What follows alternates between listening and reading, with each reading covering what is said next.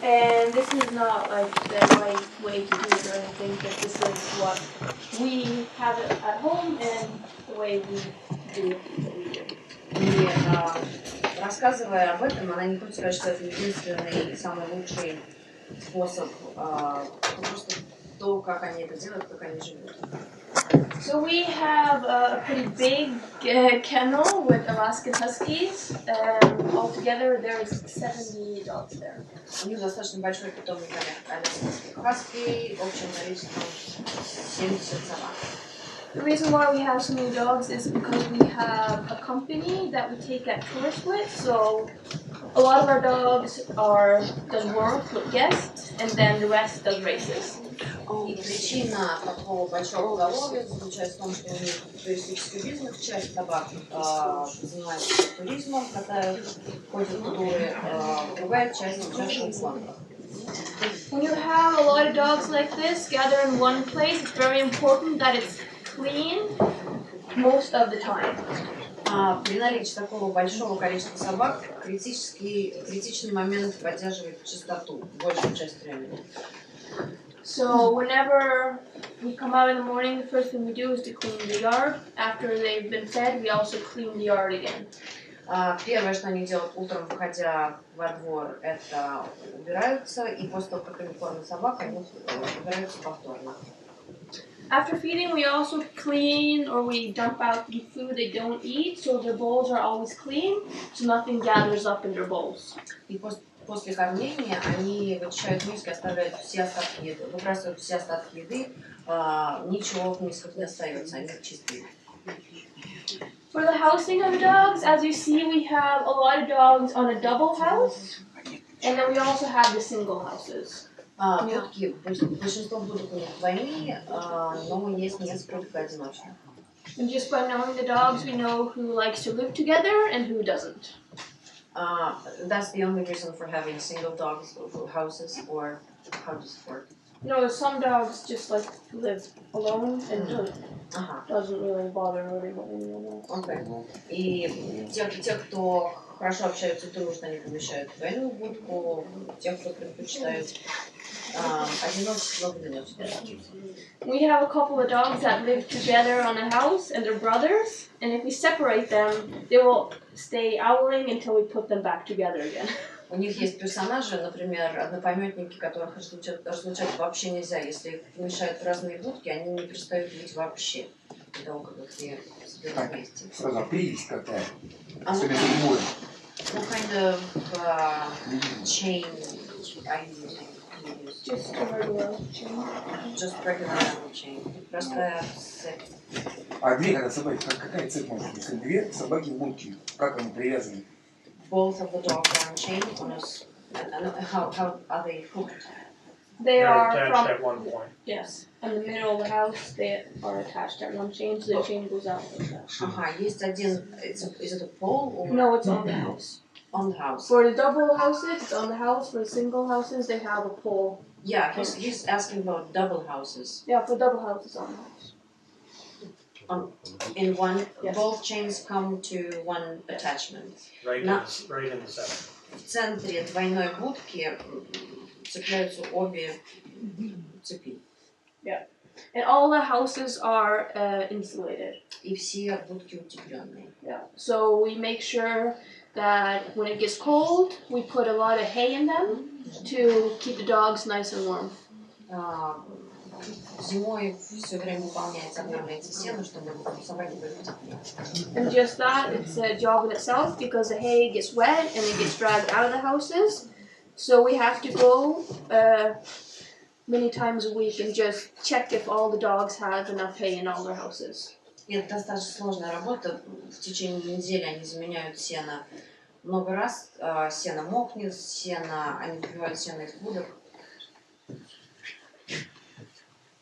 Yeah, this is just another overview from the dog yard. Whenever the females get in heat, of course we would like to keep them away from all the other dogs. So along the whole side there, you see there's cages that we put all the females in when they get into heat. По правую сторону вы видите вольер, который помещает птичный сук.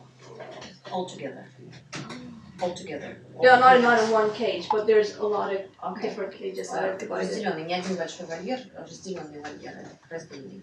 Yeah, and then we also have a plan where all the females' names are on, and then we can follow or keep kind of a log when they're in heat and when they're not. И у них есть список птичьего сука, и они как бы отслеживают их циклы. So then we know if the dog, and when it's coming into heat and when it's coming out of heat. И таким образом они знают, когда собака начинает течь, когда заканчивает, и могут планировать. This also helps keep the boys calm. Once we get the ladies away from the boys, they're not as, they can get aggressive when there's females in heat, and they calm down and they also eat better. Это помогает избежать драк, агрессии в питомнике, если птичный сук изолировать. Помогает решить вопросы с аппетитом. Yeah. Whenever we get puppies, we usually get our puppies in the springtime because we want to have our best dogs having the puppies, so they'll be off season while having the puppies. А если они бывают щенки, то это весна, потому что вяжут лучших собак и стараются вязать вне гоночного сезона. We have 2 larger cages for them to be in. У них есть 2 больших вольера для щенков. So one smaller one when the puppies are just born, and then we can move them over to a big playground. You see the whole back there. It's a big area for the puppies to run around in when they get a bit older. Один вольер маленький, где, собственно, они только рождаются, и потом по мере того, как они взрослеют, их переводят в большой вольер. Такая для них игровая площадка, но достаточно просторная, они могут там бегать. We also take all the puppies out every single day for walks. Just to, Loose. yeah, they just run around loose. And in the dog yard also around other dogs? No, or we can, but we take them out in the woods and they run around. И ежедневно собак берут на прогулки в лес, в горы, в свободном выгуле. Щенков. Ага. А взрослые свободно гуляют? Do you walk the adults as well? In the summertime we do. Then we have them. We don't run them in the team in the middle of the summer, so we just take them out and they run around loose with whatever else the puppies. Летом у нас с щенками или без, поскольку они ничего не делают, не тренируются летом, выпускают свободно. Зимой только на привязи либо упряжке. And during the winter time it's just training. Training, and then if they have days off, we also take them walking. Выходные дни они тоже берут с собой свободные выгулы. Были случаи, когда убегали собаки в свободном выгуле? Have they ever escaped? No, when we take them out as puppies and they run around, they learn to stick around and then learn their names, and they'll come right away. And most of your dogs are of your own breeding, so they basically were born at your place. Yes. Поскольку у них все собаки собственного разведения, они были там рождены, их выводят свободно в выгуле с щенячества, поэтому они Никто не привыкают. убегает. Никто не убегает. А до ближнего жилья сколько? Ближнего жилья своих соседей. До соседей сколько? And where's the nearest neighbor?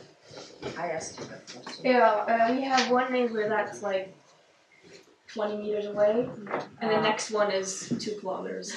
Ближайший в 20 метров, но он единственный, остальное в 20 километров. Там курятник есть? But only you also let them loose a lot in the dog yard itself also. Yeah, but I'll come back to that. Yeah.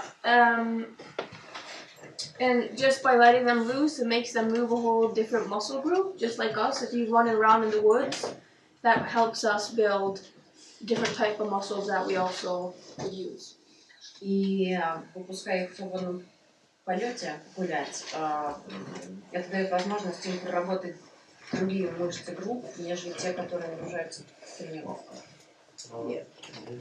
So, Какой-то город, штат или что?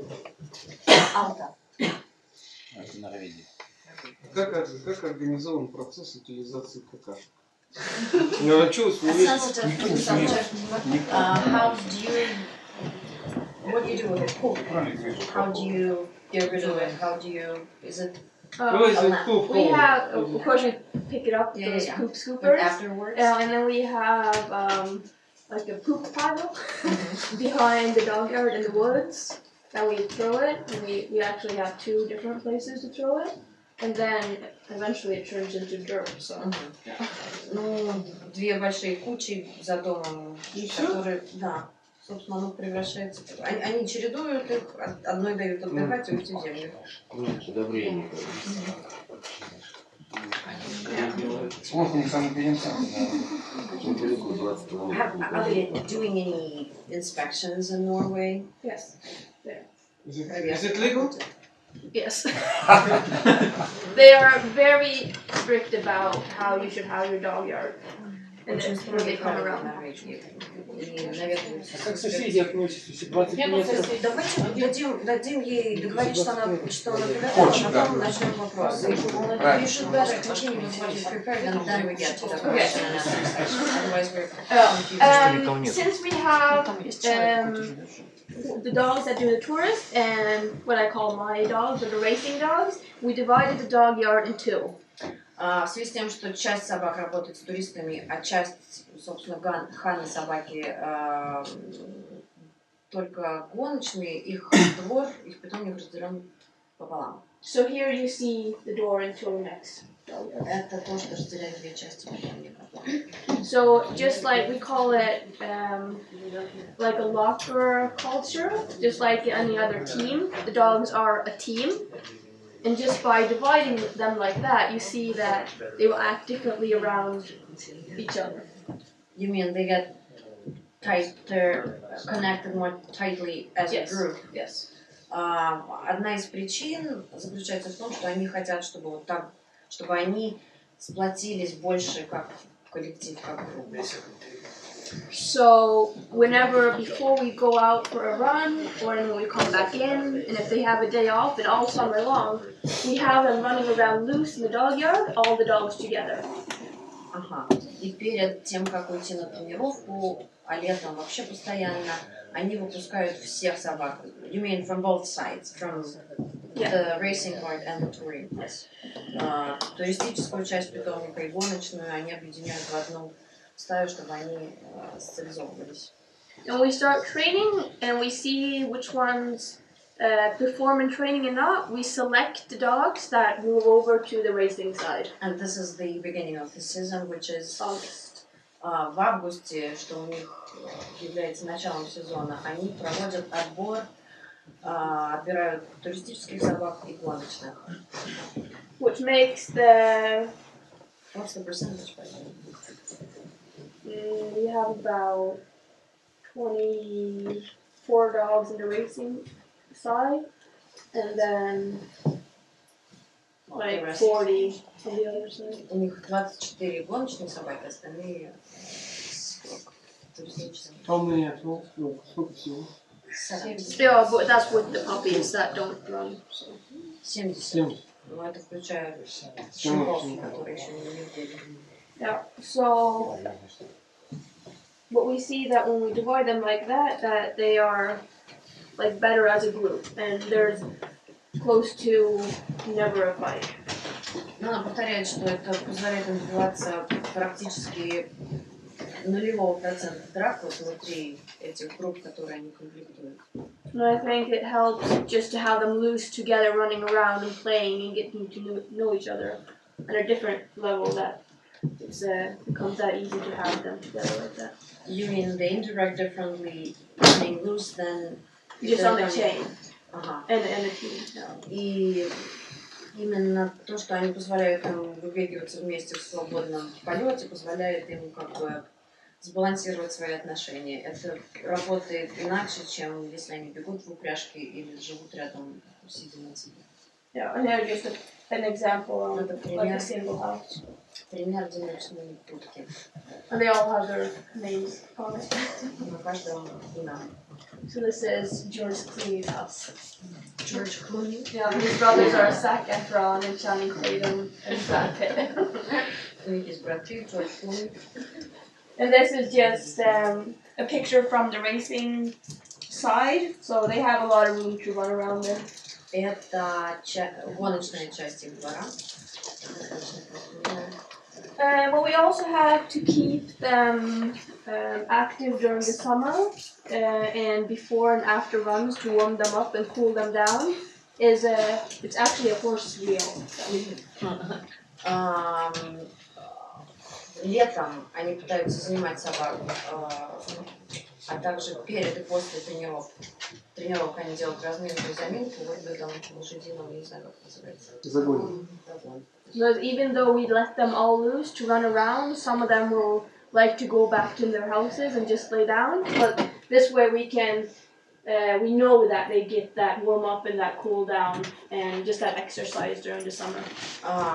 В силу индивидуальных особенностей характера, какие-то из собак, когда они выпускают их всех вместе гулять за пределами питомника, предпочитают вернуться, там лежат в будках, не очень хотят гулять. А таким образом они гарантируют каждый из них нагрузку, возможность замяться или размяться. А какова площадь? How spacious? We can have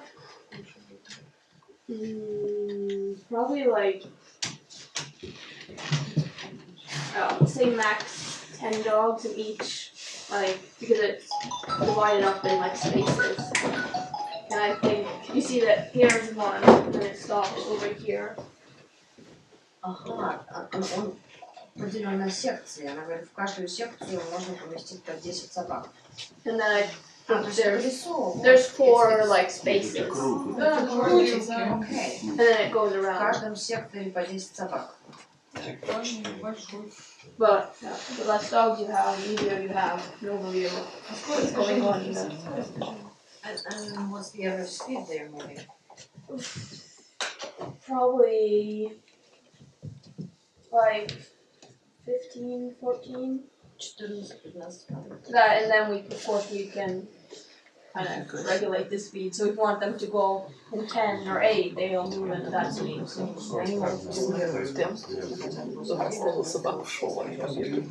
We decide the speed.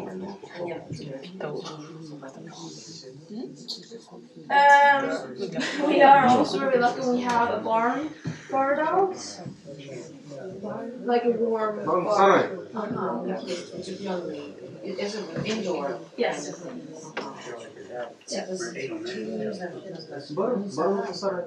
Ну, крытое помещение. It's a room with cages in it. Это комната с вольерами внутри. So what we do, what we use this for, we don't use it during the summer, only the winter. Используется только в зимнее время. So when they've been out on a long training run or just a training run, we take them in there and they get to lay there for some hours after training. После тренировок зимой они высаживают собак туда на какое-то время. And that way it's very easy for us to check all their paws and give them massages if they need it. Гораздо проще делать это в помещении после тренировки, проверить лапы, отмассировать собак. So it's kind of spa time for the dogs when after training. Это время для спа. And they love to be in there. И собаки обожают быть там. And if the temperatures get very low during the hardest training season, And meaning very low, you mean? like 30, minus 30, it's low for us.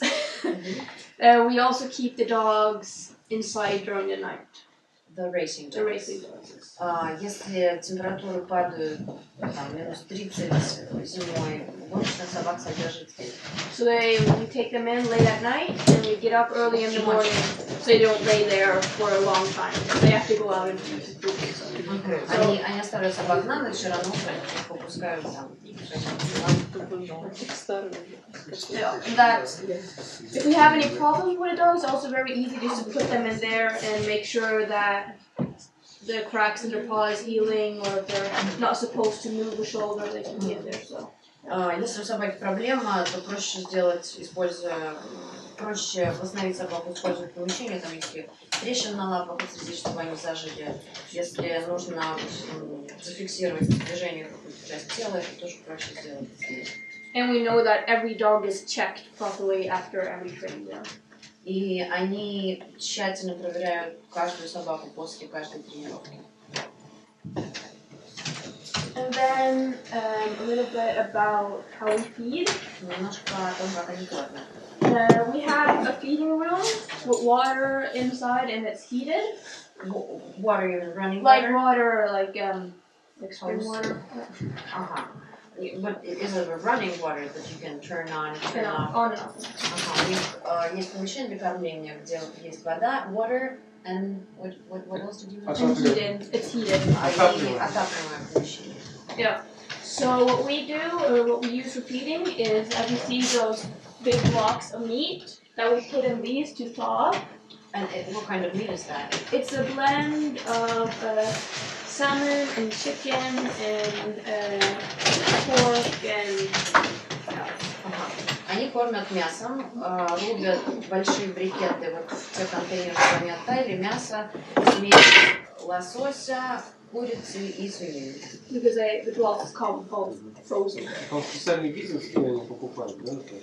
Is there a special place you were ordering from? Yes, it's made in Norway and they send it up. For dogs, especially. Special meat for dogs, yes. Sometimes vitamins in it also. No, it's a blend. It's the vitamins and minerals that they need. It's blended in the meat. То есть это смесь, это не просто мясо, это специализированный корм для собак с добавлением витаминов, минералов.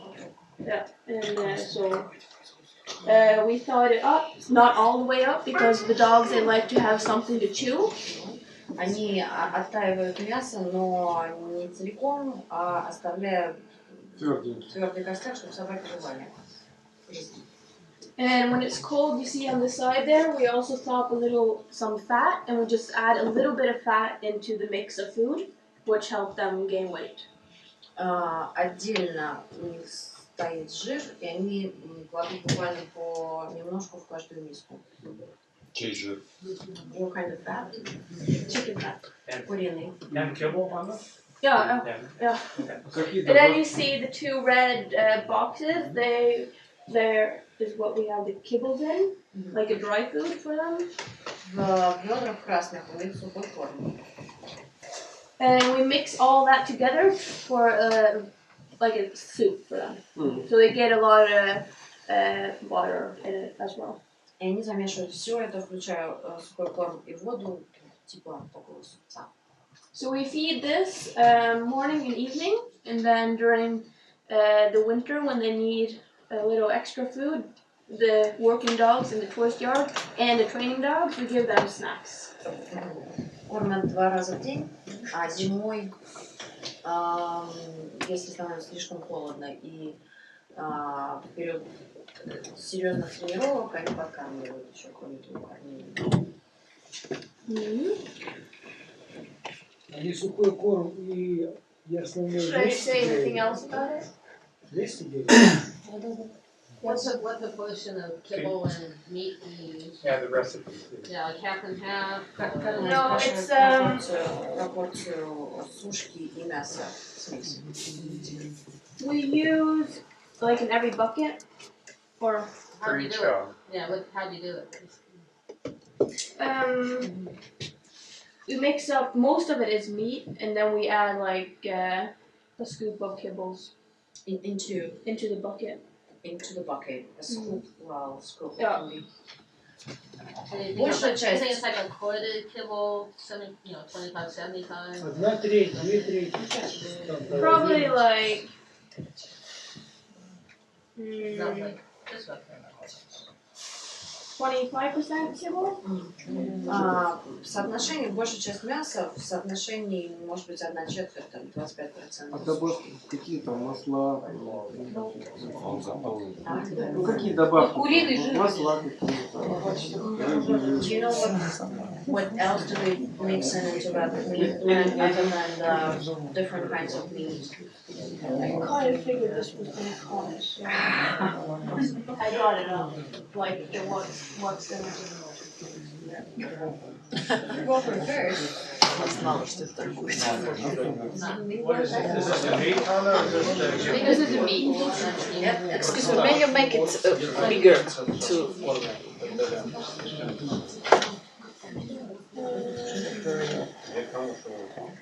У вас какой процент?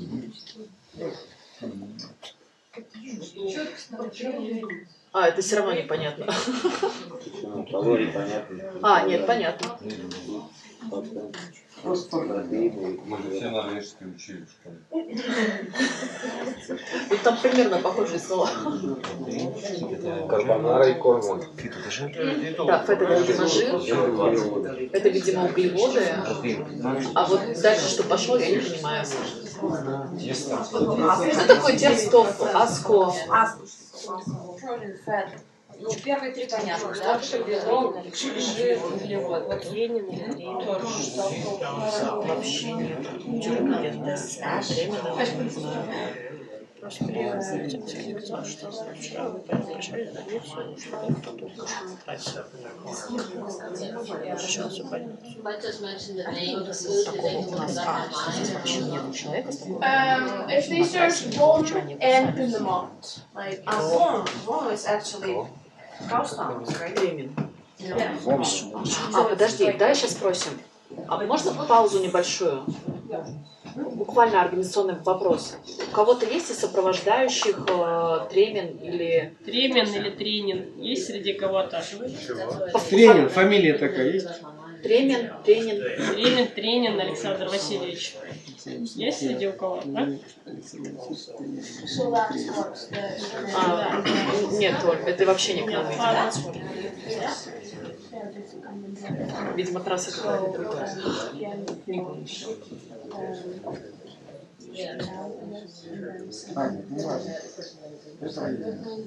Вон, у нас на коробке написано. Что добавил? Vom называется. Если нравится. Посмотри.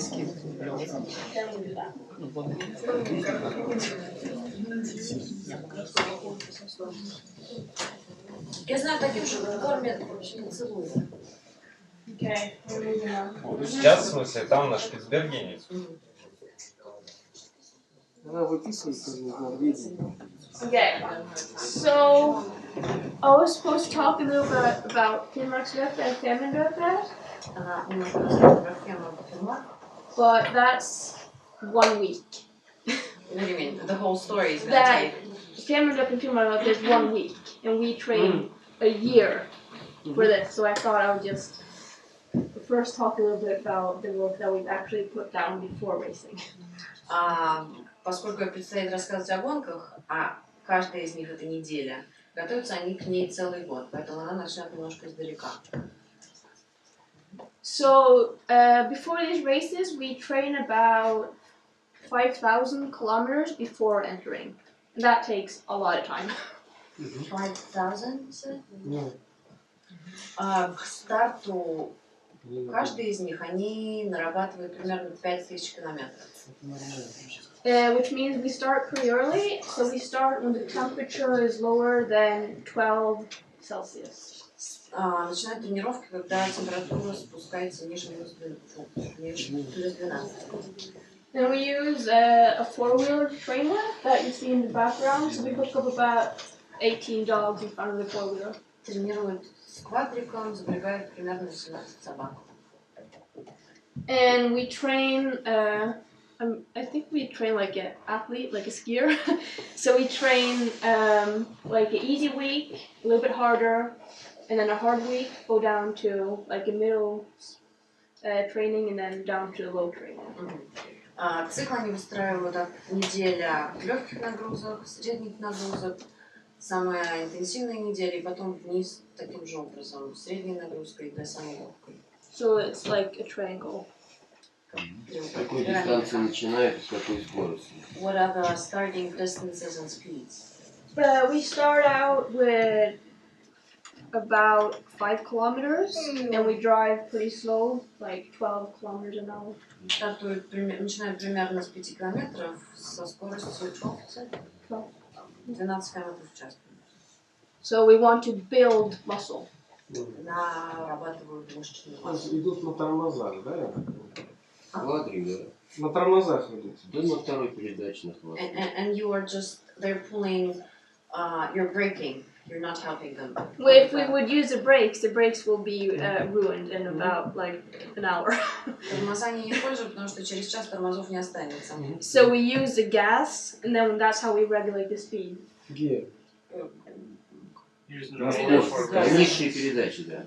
So we gas, and then we see what speed we want to have in it. Они регулируют скорость, то есть не идут на той скорости, которую дают собаки. Because if they pull the four-wheeler without us, just in like free, it will go too fast. А на какую скорость не должны выйти собаки на пике, когда? Собаки. What is the peak speed you are looking at? Before By the race. We would like to be in around 14, 15 kilometers an hour. 15 км в час. То есть собака ограничивает скорости, да, когда тренируется? So you're limiting the speed. You're not letting them run faster than that. No. Ограничивают, не позволяют бежать. We do have a few runs where, of course, if the conditions are harder, we'll go faster, but normally we don't run above 15 kilometers an hour. Бывают тренировки, где они позволяют собакам разбегаться быстрее, но не ходят быстрее 15 километров большую часть. 15 километров в час. Тренировки ежедневно или по какой-то схеме? What's the training schedule? In the beginning, we train 3 days, 1 day off, 3 days, 1 day off. Начинают 3 тренировочных дня, один выходной. And then as we get into harder training and more training, of course, they need more days off to recover. Longer training session. Training rounds. And then they'll get 2 days off. So 3 training days with longer trainings and more days off? Yeah, and it's a bit, can vary from what conditions we have. If we go out for a run that lasts like a couple of days, they'll maybe get 3 days off. A run that lasts a couple of days? Yeah, it's like a race, start and run and start and run. Ага. Дальше все развивается, ну, как бы зависит от конкретных условий, от конкретной ситуации. Чем дольше забеги, тем больше оставляют выходных дней между тренировочными циклами. Есть тренировки, которые занимают несколько дней подряд. Это относится к бесснежному периоду. Это относится к бесснежному Are you периоду. talking about off-snow training also? Or specifically? Fall training. Yes.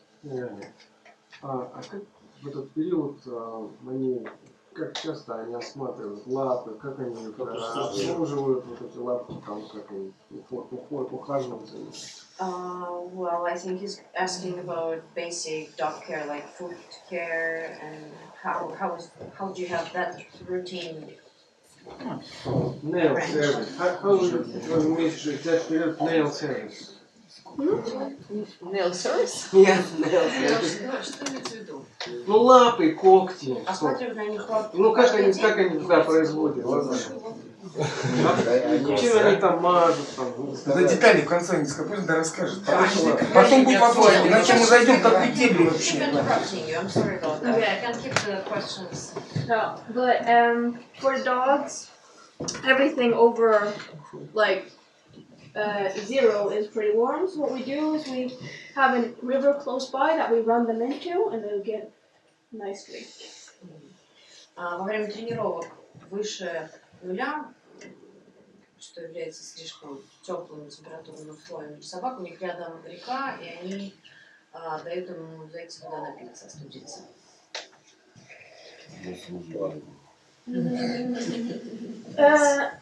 When we get into October, beginning of November, we're hoping for snow, but we don't always get it. And we would like to go for longer runs, and at the same time take like a bigger amount of dogs with us. Like how many? Like 32. In a team? Yeah, like without training. There could be more people out. Okay. Где-то в конце октября, начале ноября они начинают надеяться на снег. Ну, каждый год случается, что у них в это время уже есть снег. Они увеличивают дистанцию и берут большее количество собак с собой на тренировку. So what we do then is we take a car and we hook up 2 teams on the car. And we go up in the mountains and drive on the road up there, like this. Они цепляют 2 упряжки к машине и едут тренироваться в горы.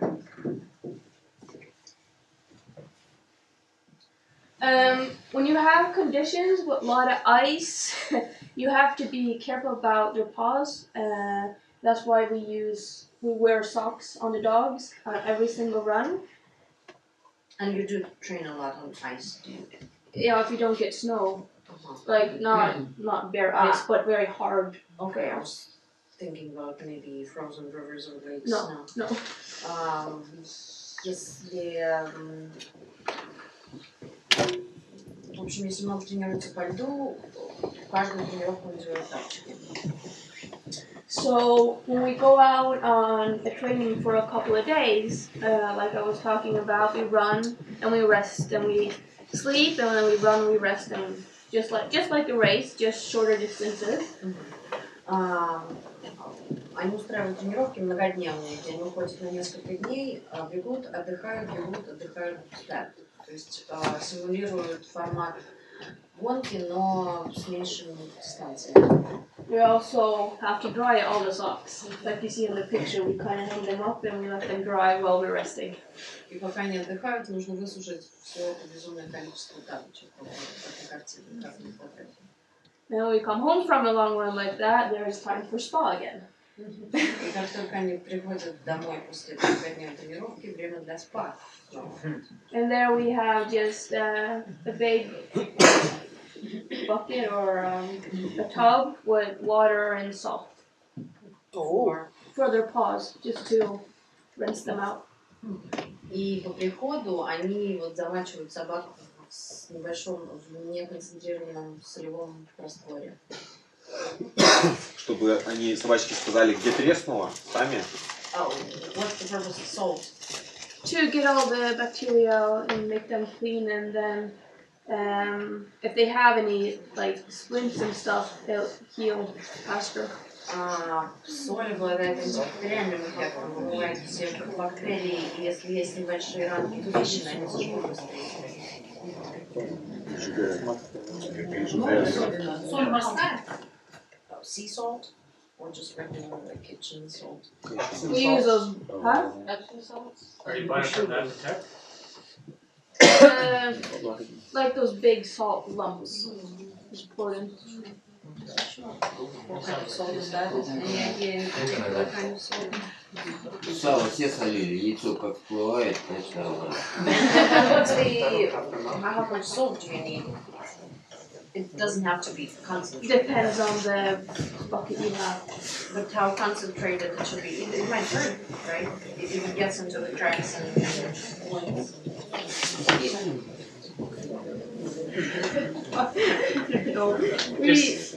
As long as it's salt, I guess. Соль для чего? Натриевая, калиевая, Килограмма 2 ведра.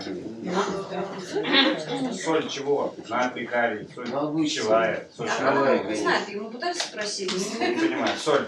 Все солисты Сами съесть можно, пищевая? They are all wondering what kind of salt I use. Пищевая, не пищевая, хотите? Is it the same salt that you're using in the kitchen? Oh. Нет, это не пищевая соль. Понятно, какая? Где берут? Ну для коров, самый тот же самый. Солонец. Do you get it in the store? Солонец, да? Который лизунец. Like just big lumps of salt. Короче, не важно. I don't buy Главное it. посолить. Может, формулу можешь написать? Формула. Химическая формула. They're naming some chemical formulas right now. Natrium, chlor, blah blah. Yeah, natrium it probably would be just it's regulated sodium chloride. But that's the kitchen salt. Is that The kitchen salt- salt type? And Hanna is saying it's not the right kind. It's not what we like used to cook, but But it's rock salt, that's yeah. rock salt. But so it's the same. It is salt. It's just not. It's just the less purified form of it. You know, That's what? less purified form. You know, when to eat it, when to cook with, they make it, they take out any. То есть Кэрол написала, что это та же самая соль, что и пищевая, но только каменная и не обработанная.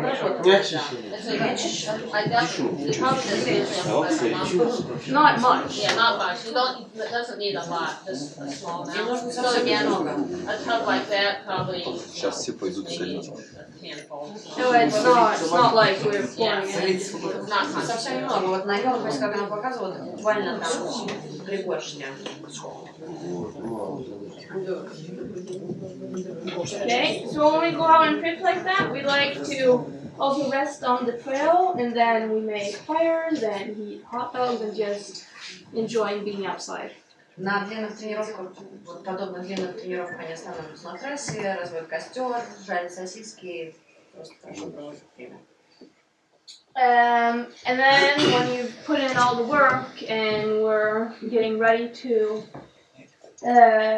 start the race, we have to pack all the dog food. Перед стартом они должны упаковать всю собачью еду.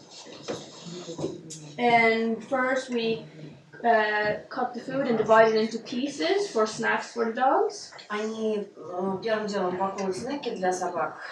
And it's just meat, the same kind of blend, or is it something different? We use different types of snacks. We use the meat that we give them as feeding and just put them in pieces. We also use a lot of salmon. Just pure salmon? Yeah. We have fat. We can order different kind of like dog sausages from the same producer that we get the food from.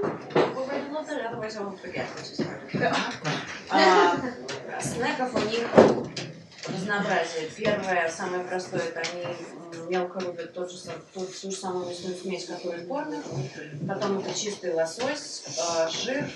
И они заказывают у того же производителя ВОМ, они делают такие, в общем, маленькие упаковочки мясных смесей. A lot of people have a lot of different snacks. So there's different type of fish, there's eggs, there's.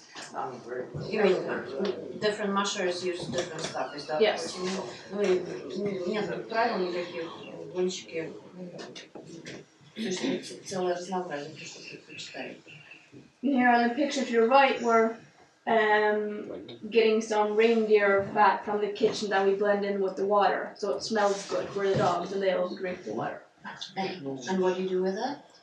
You freeze it or what? It's not frozen, but once the fat gets cold, it's hard. Then we just put it in the vacuum.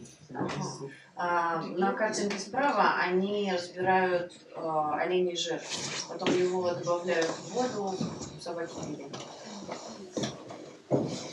So what we do is we take a lot of stuff, or most of the stuff that we usually feed, that they know or that we know they like, but also something they don't get every day, just to give them something new. И задача этого разнообразия заключается в том, чтобы взять с собой снеки, к которым они привыкли за тренировочный сезон, то, что они получали, и взять с собой что-то, что они не получают в еду каждый день, что-то новенькое. So we pack them all up into 2 bags that we send out. Usually I had 2 or 3 bags like this just for dog food. And as you see, there was a few times I had 4 bags like this at one checkpoint. Это они упаковывают всю еду, и на каждый чекпоинт примерно от 2 до 4 мешков подобного размера, это только еда. When there's 12 checkpoints, it's a lot of food. На 12 чекпоинтов это много еды.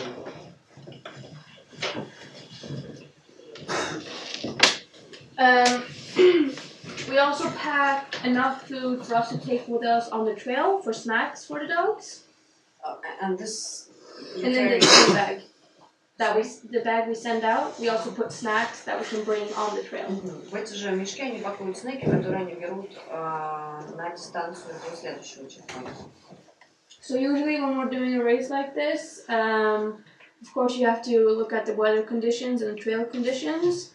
We stop every other hour to give them a new snack. В зависимости от погодных условий, от трассы Они останавливаются чаще или реже, но в среднем это каждый час. If there's bad conditions, then we stop close to every hour. And before that you said how Every other hour, like 2 hours. Через час. 2 часа, через 2 часа, каждые 2 часа. Если погода плохая или трасса тяжелая, останавливаются каждый час. So then we know that they're getting energy while running. Останавливаются, подкармливают собак, чтобы пополнить запасы энергии.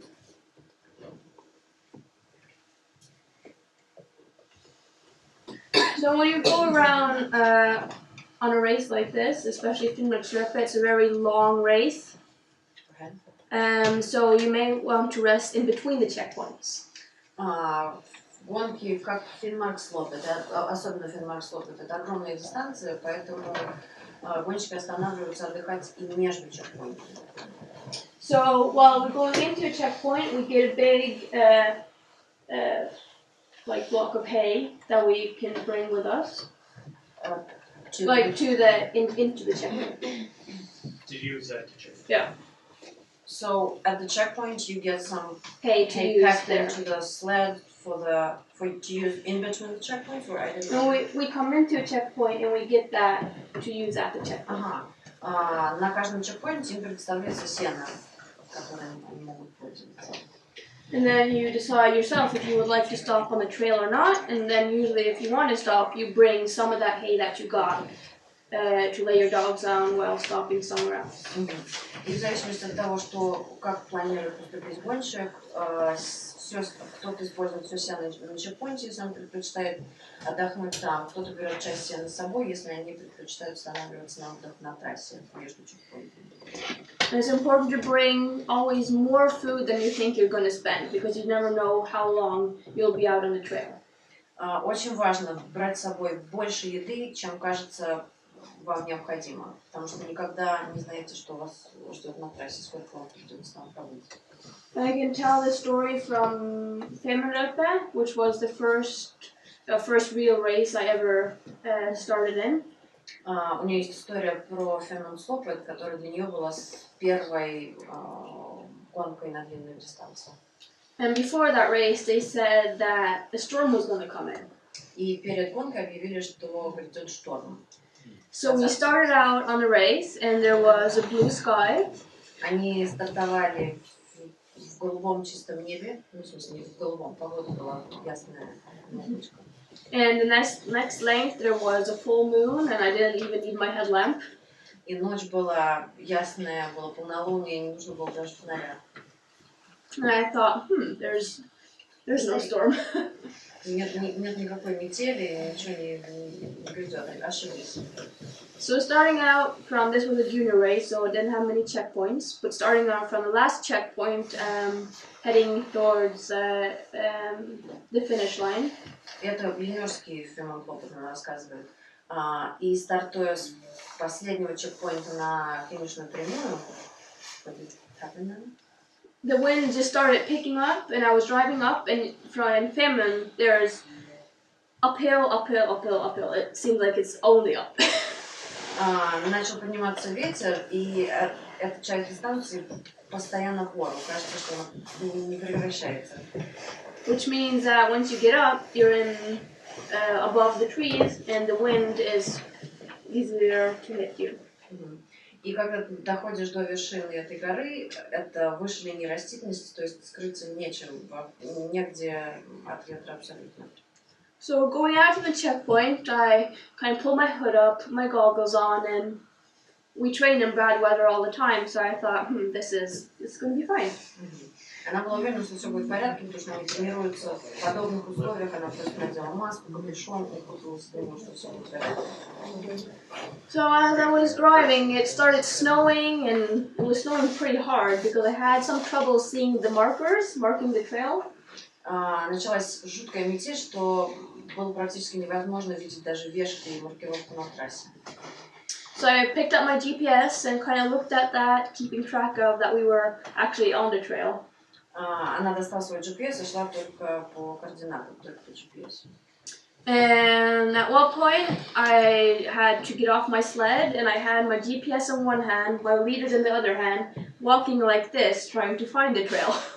И в какой-то момент она должна была схватить лидеров и идти в одной руке с GPS, просто чтобы найти трассу. And then once we found it, I got back on the sled again, and we were kept on driving. And the wind was just kind of blowing me to one side, and I got back up again, and blowing me to the other side, and got back up again. Она сориентировалась, стала обратно за нарты. Ветер был такой жуткий, что ей переворачивал нарту из стороны в сторону. And there was one point where I thought I was driving, and in the few seconds I saw my dogs, they were all laying down, covered in snow. И видимость абсолютно нулевая, ощущения ни с чем не сравнимые. В какой-то момент она думала, что они движутся, но присмотрелась, и собаки все лежали в снегу. So if I struck out my arm like this, I couldn't see my hand. На расстоянии вытянутой руки не было видно ровно счетом ничего. So I called my handler and I said, okay, I'm not going to continue driving, I'm just going to stop. Она позвонила Ханнерам, сказала, что дальше я не иду, я останавливаюсь. Because even though the dogs are trained, they know how to find a trail, none of us have been on that trail before. And the smartest thing to do right there was just to stop and wait for the wind to die down. Несмотря на то, что собаки тренированы находить трассу, они никогда не тренировались конкретно на этой трассе, и они посчитали, что это будет самым разумным решением остановиться и переждать. So I took my sleeping bag and my wind sack out of my sled, because I thought if I was going to lay inside my sled, all my stuff would just blow away. Your stuff, you mean? All my mandatory gear that I had inside my sled. Она достала спальник и вот этот мешок ветрозащитный, в котором она спит поверх спальника. И ветер был такой жуткий, что разносило все обязательное снаряжение из нарты. And I lay down and I pulled all my dogs next to me, so I knew where they were in case a snow machine would come or another sled or whatever, and I knew they were next to me. And the only thing you can do is just wait for help. Did you have any hay with you? Not for the dogs. Она легла вместе с собаками, как бы в них укуталась на случай, если вдруг проедет снегоход, искать, что она знала, где они есть. I don't think it would help with hay, because if you took hay out of your bag, it would just blow away. И что у них не было сена, но сено бы не помогло, потому что как только бы она его выложила, его тут же унесла. So I called my handler again and I said, okay, now I'm just going to wait for help. And she said, okay, there's already 4 other mushers up in the mountains waiting for help. So we were all together spread out. Она позвонила Ханнеру снова, сказала, что все, они разместились, ждут помощи. И ей сказали, что на той же вершине уже несколько гонщиков ждут помощи, точно так же застрявшие в буре. So I laid there for 12 hours before someone actually came and got me down. В результате они пробовали там 12 часов до того, как нашел их и оказал помощь. Once we got down from the mountains, they decided that, okay, we're going to cancel this race. And there's through 2 other classes in the Finnmarksløpet, there's a 650 and 400 kilometer class, and they canceled all of them because the weather was so bad and things were kind of out of control. И как только им смогли спуститься вниз, организаторы приняли решение отменить гонку, потому что погода была такой жуткой, что отменили все 3 дистанции, и длинную, и 60, и 400. Можно вопросик, сколько расстояние между чекпоинтом и финишем, где она застряла? And what was the approximate distance from the point you got stuck in and the finish line was? Like 40 kilometers. От места, где она застряла до финиша, было примерно 40. И люди спросили от чекпоинта. От чекпоинта до финиша. Ну, сколько тогда прошла еще? And what was the distance from the point you got stuck in to the previous checkpoint? What was the section? How long was that section? 25 kilometers about. Behind you. Yes. И 25 она уже прошла. На середине. So you were between the checkpoint and the finish line. And then, they canceled the race, and then I had to go back the next year, and then this year again, to do the long one. То есть ту гонку отменили, потом она участвовала еще в одной. И you mean the that one was cancelled. You came back for a junior one again, and then the adult, the real one. Yes. После той гонки у нее была еще одна юношеская, а затем она побежала основную. So that really, when you have an experience like that, it really teaches you that the importance of having more than you really need in your sled. Такой опыт учит тебя иметь с собой больше, чем ты можешь предположить, тебе понадобится. So,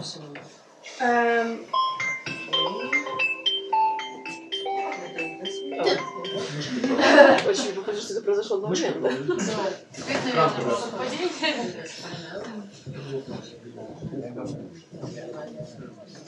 Нет, на семинаре сейчас. So we pack those bags for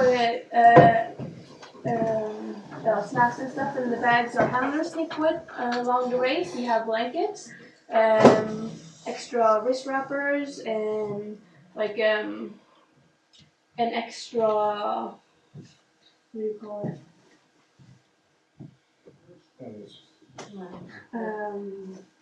Say the north.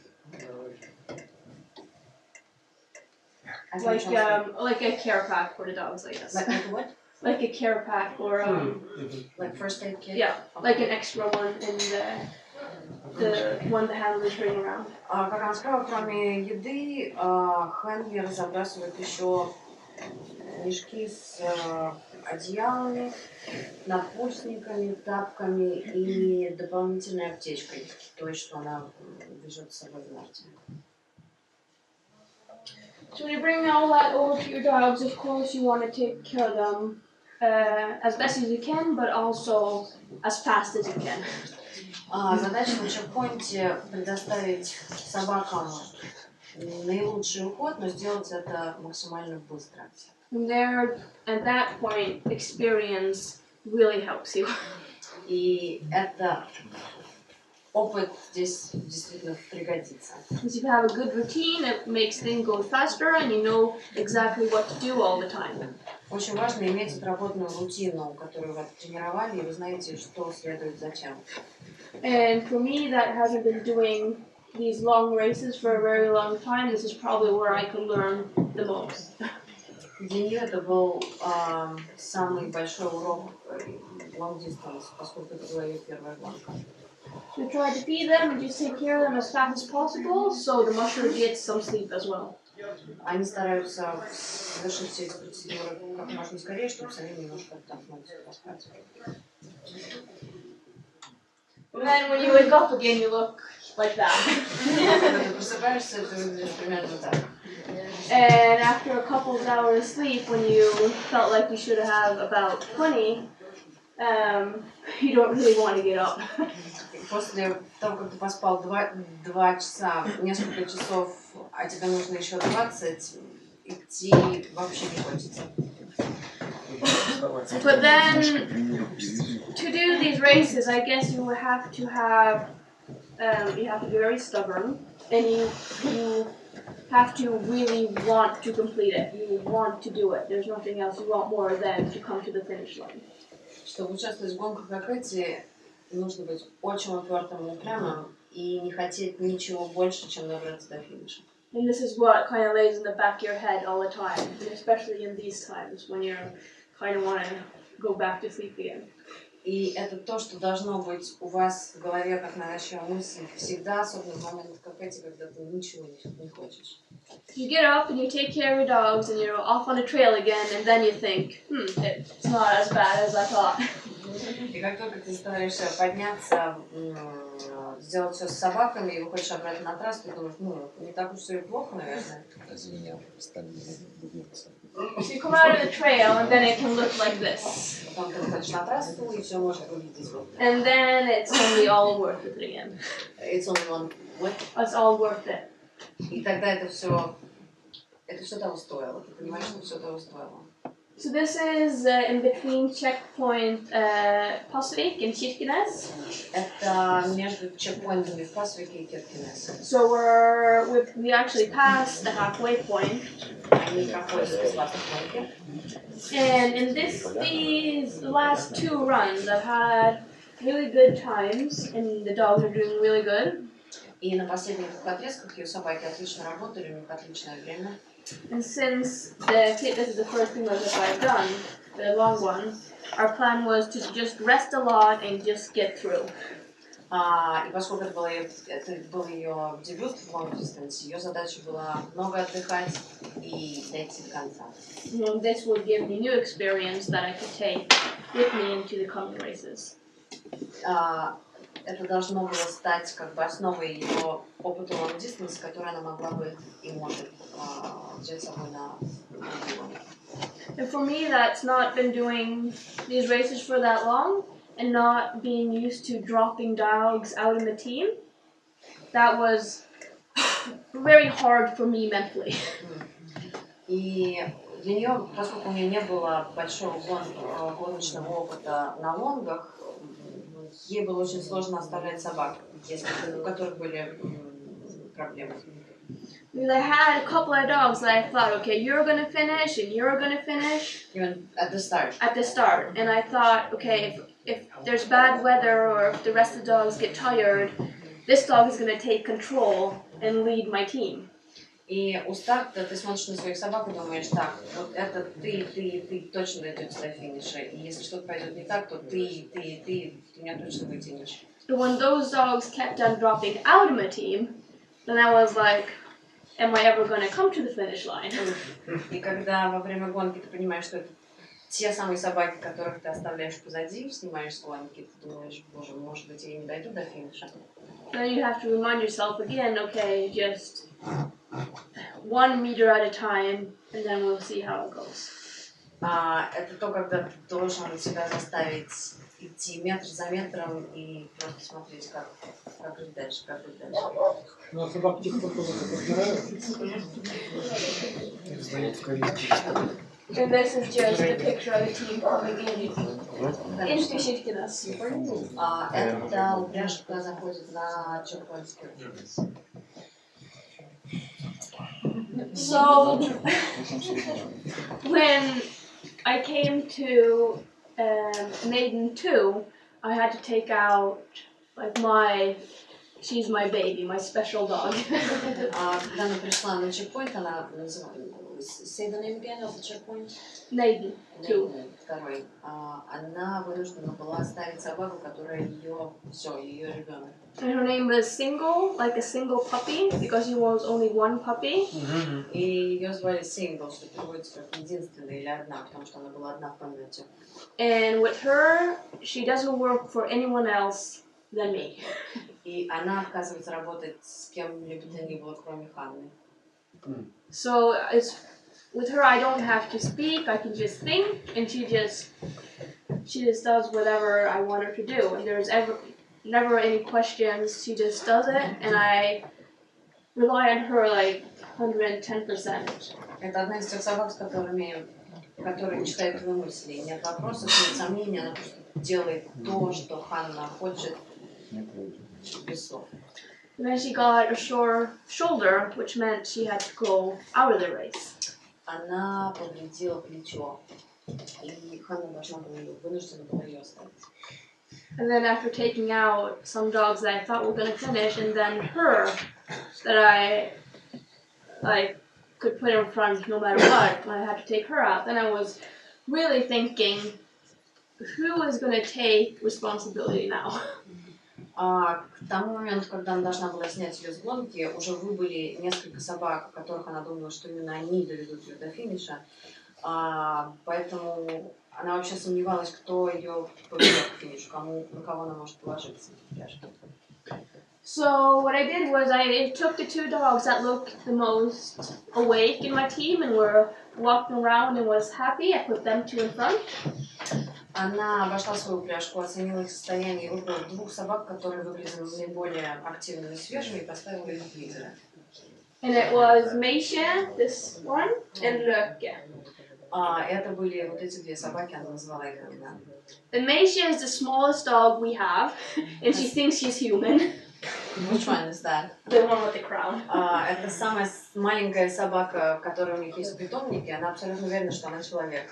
And Lyrke was 2 years old, and she ended up, they were the two last dogs to make the team. Your decisions. Yeah. So they were like, oh well, they'll come and I'll see how long they will last. Okay. И это были две собаки, которые она добавила в свой гоночный состав последними. То есть она думала, ну ладно, тогда пойдете вы. And both of them are pretty bitchy. They want to be in control. So out of the checkpoint, they just kind of barked at each other and really picked up the speed. Они обе достаточно сварливые, они огрызаются, выходя с каждого чекпоинта, и тем самым задают некий темп. And from Naden and all the way to the finish line, which is like 500 kilometers, they two were in lead all the way. And you discovered them on the go. On the race. И эти две барышни сварливые провели ее 500 километров от чекпоинта в Нейдене до самой финишной прямой, чего она никогда не могла предположить. And of course, after spending so much time with them, from they were born and then especially training them up to this race, you're so emotional while driving, and you're just standing there like tears are falling down, and you're just so proud, and it's really special when dogs that you wouldn't think perform like that. И после того, как эти собаки, собственно, рождаются у тебя буквально на руках, и ты проводишь с ними столько времени в тренировках и на гонках, когда такие моменты случаются, ты стоишь весь в слезах, и для нее это самые особенные моменты, когда собаки раскрывают себя вот так неожиданно. Возраст?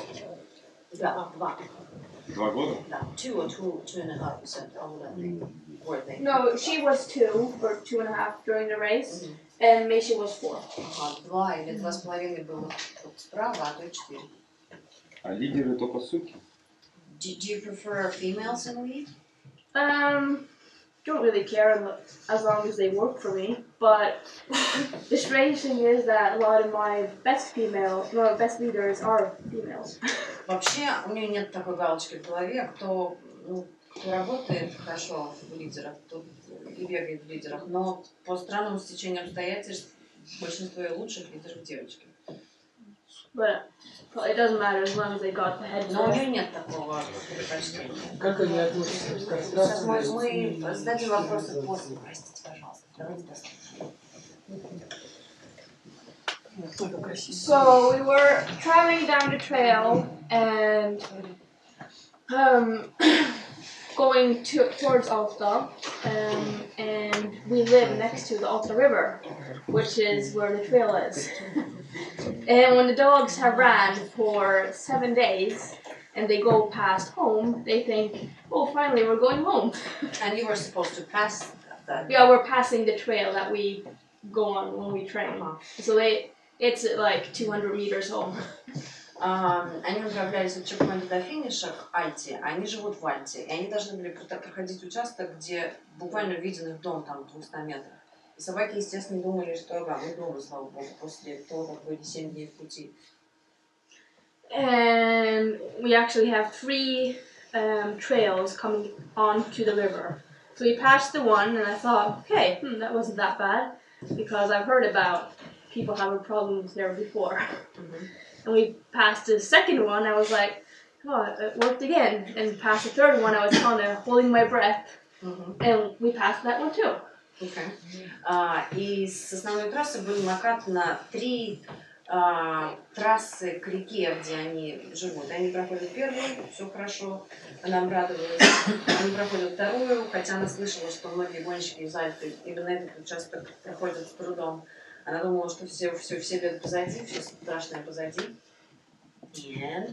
And then they thought, we're not going home after all. So you passed the third one eventually. Yeah, I passed the third one, and then they ran probably like 50 meters, and then they were looking at me, where are we going? Они пошли последний отворотку домой, а потом остановились, вернулись назад и спросили маму, куда мы вообще идем? And at that point, I was very tired and exhausted, and the dogs, since we've been resting so much, they were tired of just running, but they were in good shape. К тому моменту она была выдохшаяся абсолютно, а в силу того, что они много отдыхали на трассе, собаки устали чисто психологически от непрерывного движения, необходимости бежать, а форма физическая у них была великолепная. So I could see what they were thinking. They were like, we don't want to run anymore. Она читала в глазах, что все, мы не хотим бежать больше. And that was kind of the last test to pass before getting them moving again and driving into Alta. И для нее это был как бы последний экзамен, как сделать так, чтобы они пошли к финишу Альте. So once we got going again, they had like really high speed and no problem. И как только она смогла их замотивировать бежать, они выдали шикарные скорости до самого финиша. How did you make them run? Just have to be a little bit, show that you're the boss. Я спросила, как она все-таки замотивировала бежать, она должна быть, иногда надо быть боссом. So then finally we finished and there is look Они наконец решили, это одна из девочек-лидеров. And of course you're very proud of your dog. И здесь она очень гордилась своим собакой. So this race was like starting again with dog mushing for me. И для нее эта гонка как бы все обнулила, заставила ее все пересмотреть и начать с нуля. So I thought I knew something, but then it showed out that I don't know anything. Начиная гонку, она думала, что знает что-то о машинге, а финишируя, она поняла, что не знает ничего. But I guess I have a few years to learn. Few years to learn. I have a few races ahead of me. And this year's Finnmarksløpet went much better now that I had done Finnmarksløpet. This year, you mean? Yes. И на тот момент перед ней было еще несколько лет, чтобы научиться, что-то пересмотреть. И в этом году Пемонт для нее прошел гораздо лучше, чем тогда Finnmark. So just getting through that race, I was very happy with, but I do like a little competition. Она была рада финишировать, но вообще она любит погоняться. So in Finnmarksløpet this year, we didn't rest as much as we did in Finnmarksløpet, and we did have a little competition in the end. В этом году они отдыхали чуть меньше и показали хорошие соревновательные результаты. So hopefully I can compete in the long Finnmarksløpet in a couple of years. In a competitive place this time. Она надеется через несколько лет участвовать в Finnmarksløpet в более соревновательном режиме.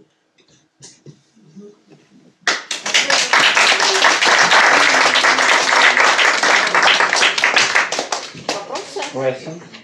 Questions? Lots of Как про стерилизацию было? Да, про стерилизацию.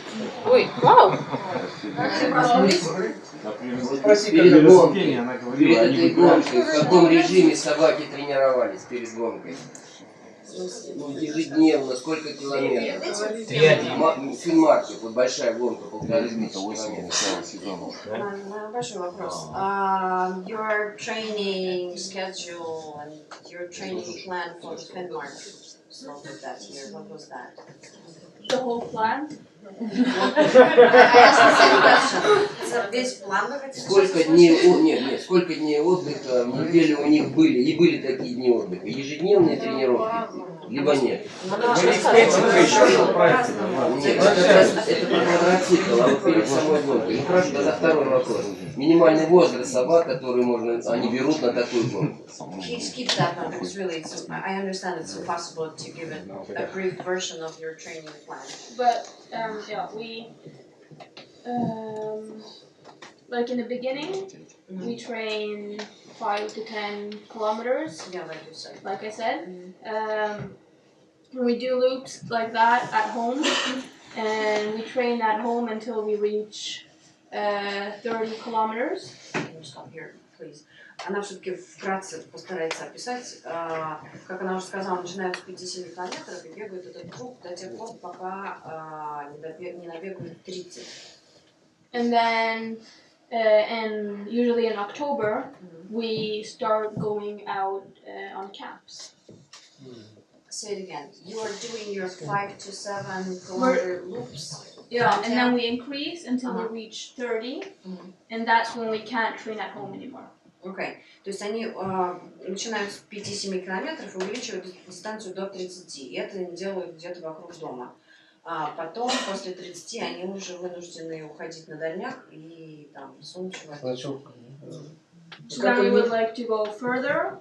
So we go on camps where we run, say, 50 or 40 kilometers, and we rest for maybe 6 hours, and we run 40 kilometers. Like this, stopping or... Yeah, stopping. And then letting the dog rest, feeding them, and just practicing on resting and getting to rest fast and giving them food out on the trail. И дальше, когда увеличиваются дистанции, там 40-50, они начинают тренировать, ну, как сказать, тренироваться, доходить до бивуака и тренировать собак восстанавливаться быстро между забегами. И на этом фокусировать свое внимание. А вот был интересный вопрос про стерилизацию. Как они относятся к кастрации и стерилизации? Сейчас, пожалуйста, вы еще не задали второй отдельный вопрос. Подождите. Popular, I told you. The second question was, what is the age limit, the lower, how young a dog can be to end up in your team, in your racing team? In my team, but not what by rules, but what I think? Yeah. Usually we don't have anything younger than 2 years doing the races. So 2 years. Второй ваш вопрос про возраст. Минимальный возраст. Минимальный 2. Меньше 2, а 2 уже берут. Ну, 2,5 вот она говорит было. Спасибо. Про кастрацию. Как относятся к кастрации и стерилизации в стиле достижения спортивных успехов? Do you think castration, neutering dogs adds to their, or somehow affects their performance? I don't think so. They probably could answer better than I can on that. Она считает, что нет, но она говорит, может быть, ветеринары лучше ответственны за вопрос. Нет. But I know they, for us, they can get less aggressive and gain weight easily. But it's not something you've been practicing No. for that particular purpose. Это они этим не занимаются, но она просто слышала, что да, эти собаки могут стать менее агрессивными и склонны к набору веса. Аня, спроси, пожалуйста, на выдержку они собак садят перед самой гонкой или сразу же тренируются и тут же пошли на гонку участвовать? На выдержку? На выдержку собак, то есть на какое-то определенное время, когда собаки там не тренируются? Без движения. Да, без движения, чтобы они вот накапливали силы. She asked if you have that straight from training right before the race. How long is that, if any? We have the week or the 5 days before the race, we only go out on runs that are 40, 30 kilometers, and then the day before the race they have a day off. Они продолжают тренировки до самого конца, у них один выходной переход. Но последние 5 дней они бегают не больше 30-40 километров. So they have only easy runs before the race. Перед гонкой должны быть самые такие позитивные. А самая длинная тренировка, если не более 30-40, самая длинная. And what's the longest in that one run Один этап. section? You said 40? Yeah, no more than that right before the race. Не больше 40. Нет, ну а вот до... То есть это перед гонкой. Вот они, допустим, ходили 190, а потом такие, ага, гонка через 5 дней, давай будем 30 ходить. А вот эти вот... And what was the longest run during your training? The whole training? We went on like a training run. That was 400 kilometers. 400. А за один. But of course we stopped and we Over how rest. many days? 2, 3, 400 километров. like 2.5. Разбить на 2-3 дня, 2,5 дня. And how long is this section until they have rest? From when? From you start the training run and you let them run. How long do you run before you stop for rest? How do you do Usually we run 70 kilometers, 60, that is 120, different. Она варьирует 70, 60, 120, по-разному успевает. And how long do you rest? Like 70 and then Then we rest 5 hours, then we may run 5 or 60 kilometers, and we rest 6 hours, and then run and rest 4 hours. So you're trying to simulate what they're doing. Yeah, we're teaching them what we're going to do in a race. So say it again, like 50 If we start out with running 80 kilometers, we rest 6 hours, and then we go out again and run 50 kilometers and rest 4 hours. Stop here, please. I'm back with numbers. Они начинают с 80, они бегут 80 километров и отдыхают 6 часов, потом бегут 50, отдыхают 4. What's next? And then after that, we probably run 110 kilometers, and we rest for 7 hours. И потом 100-110 отдыхают 7 часов. Она пытается как бы инсценировать свой гоночные условия. But this is, it can be different because it depends on the weather conditions and the snow conditions. If we see a dog that needs some rest, then we'll stop and rest. So. Ну, все зависит от погодных условий, от трассы. Если проблемы у собак, если возникает проблема, они останавливаются в любом случае. А есть данные о средней скорости победителей? Ее тренировочный сезон? Средняя скорость первого призового приза. Do you know what was the average speed of this year's winner at the race? Probably like, I don't know, 13 or 14. 17 минут было. But the speed goes down out of the race. It gets lower and lower as you go into the race. Скорость падает к финишу, нам будет 14.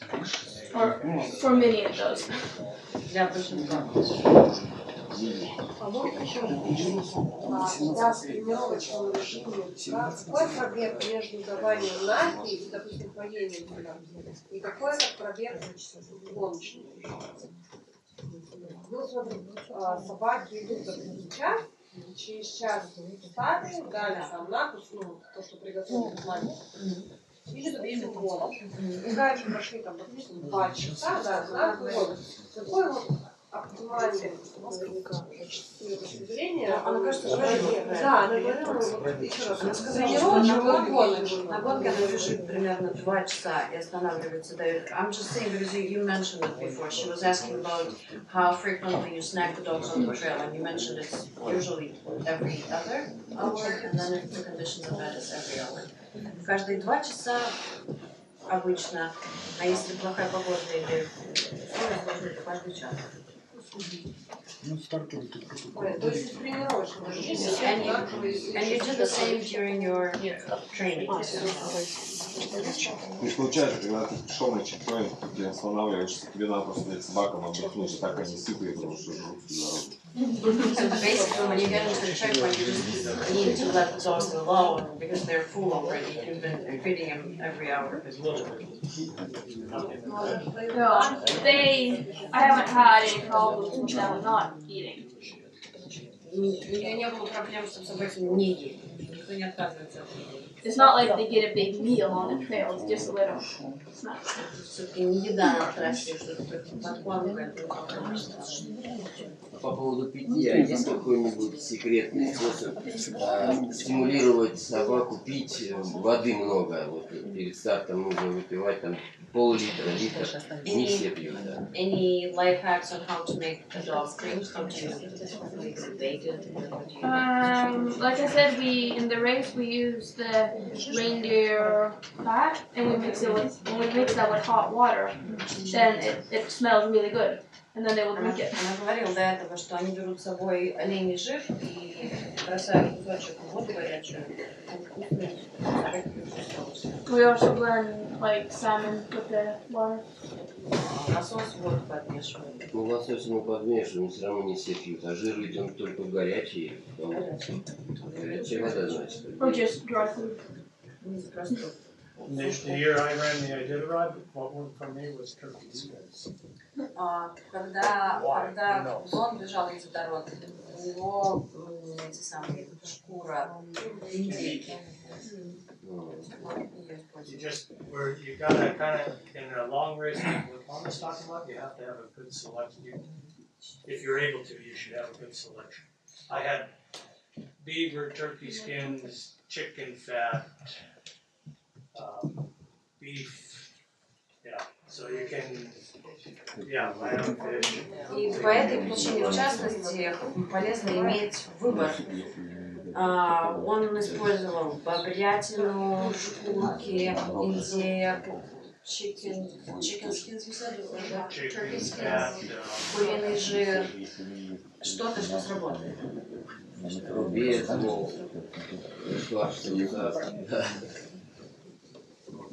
Сколько человек работает в доме? How many people do you have working at the job? We have, in the race dog yard, we're 2 people working with them. В гоночном отделе двое. In the other dog yard, we have 2 handlers that stay with us for a year and help out. And then we have guides, but they feed after they've done a trip, and it's not like they work there. У них в туристической части у них 2 хендлера там круглогодично, плюс к этим 2 еще инструктора гиды, которые только водят туры, но не работают там целыми днями, только кормят. Я имею в виду, да, кто готовит, кто убирает, кто кормит. Кто еще готовит, убирает, Вот она перечислила. 4 человека, 7 собак. 4 на постоянке, плюс те, кто водит туры. Основной доход историка это прокат, который я шучу. And what does the kennel make a living on tours, basically? Is it what feeds the dogs? No. It's we have the whole company is divided in 3 incomes. So we have a restaurant, a bed and breakfast, and then the dog park. Но это не только прокат, у них весь бизнес делится на 3 как бы сегмента. У них ресторан очень такой люксовый, гостиница небольшая и туры на собачку. For dog food. For the year or to run the race? It's 3 years, but it's only kibble. С этого года... No, not only, but it's kibble. Yeah. It helps a lot. В этом году Ханна спонсорство на 3 года от кормового. Так что очень А рестораны и гостиницы на территории или там это где-то отдельно находится? And all the 3 parts of the business are located at the same, on the same territory? Они живут там, прям там где-то? And you also live there? Yes. Same location? It's my mom's business. I work there and live there. Мама и она там работает. На маму. Спортивные собаки участвуют в прокатах, в бизнесе? Do the racing dogs do tours? when they have to, yes. So it's not probably the best thing for them to do, but we don't want 130 dogs, so that's why. Возможно, это как бы не самое лучшее для них, но они хотят увеличивать поголовье питомника там, до сотни, 120, они хотят в этих пределах где-то.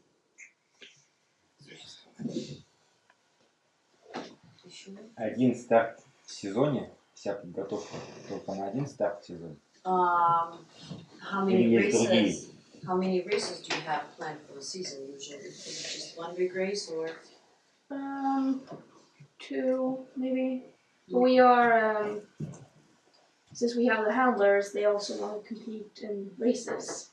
So that's kind of one of the good things they get from being at us, because then they have the chance to do a small race. So we have people kind of wanting to race, and then my mom wants to race, so we have to share the dogs.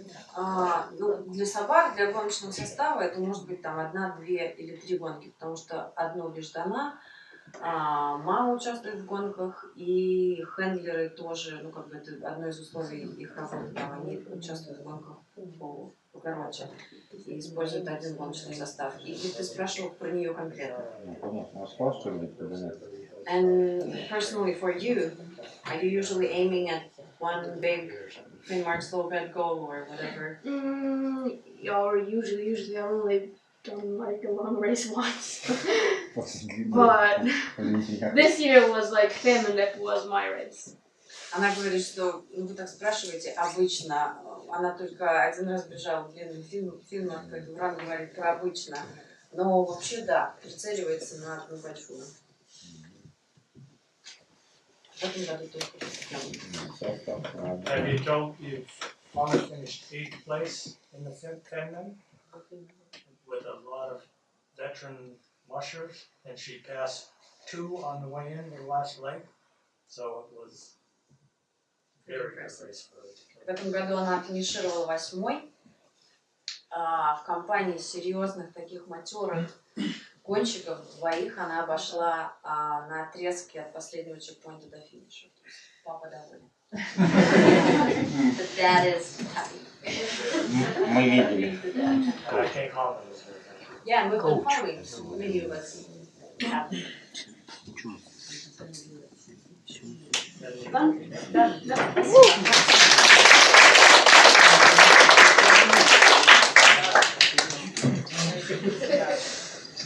you have anything else, or maybe can we do that questions and answers section if people still have questions to any of them?